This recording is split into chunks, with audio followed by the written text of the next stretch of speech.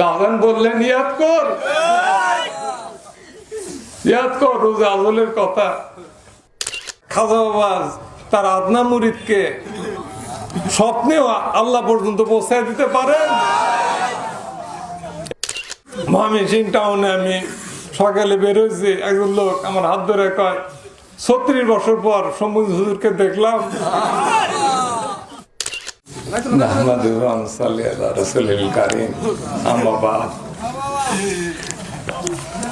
আজকে অনেকদিন পর আপনাদের এই মাহফিলে আসতে পেরে আমি যার অনেক খুশি হয়েছে।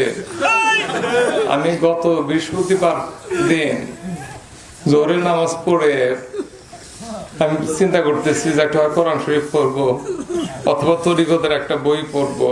তো তরিকতের বইটা নিয়ে পড়লাম, পড়ে দেখলাম যে আমি প্রায় 20 বছর আগে একটা আমাদের নকশবন্দিয়া তরিকার যে স্তম্ভ আছে সেটা 11টা স্তম্ভের উপরে নকশবন্দিয়া তরিকা, তার 8টা দিচ্ছেন আব্দুল খালেক গজদানি হুজুর পাক, আর বাকি 3টা দিচ্ছেন বাহাদুর নকশবন্দ হুজুর পাক। এই 8 আর 3 11।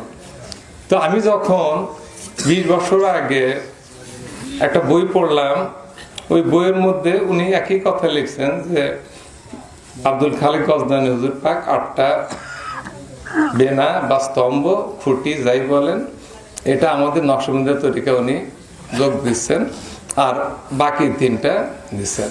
4টা আমি গুনলাম: হুর দরদম, নজর বরকদম, সফর দান ওয়াতান, খোলাদ্দার আঞ্জুমান, বাজগাছ, নেগাদাস, ইয়াদাস। 7টা হয়, 8টা হয় না। কিন্তু উনি তো ঠিকই লিখছেন। আমি এই আসার আগে, এর আগে আমাকে দুলাল ভাইরা বললো যে যাবো, আমি ফয়েজ পাইতেছিলাম না। ওই বৃহস্পতিবার দিন ওই বই পড়তেছে, আর একটা বই ওনারই লেখা। তো হঠাৎ করে ওই চ্যাপ্টার আসছে ওই ওলি আল্লাহদের, যা ইমামুত তরিকত, যারা তরিকা আমাদের জন্য সহজ করে দিচ্ছে, এবাদত ওজিফাগুলো সহজ করছে, ওইটা আমি পড়লাম। তো ওখানে গিয়ে দেখলাম ওই যে সুট গ্যাস ছিল ওই শব্দটা আসলো, ওইটা হচ্ছে ইয়াদ কর। এই ইয়াদ কর এত ফয়েজি কথা দাজান আগেই জানতেন।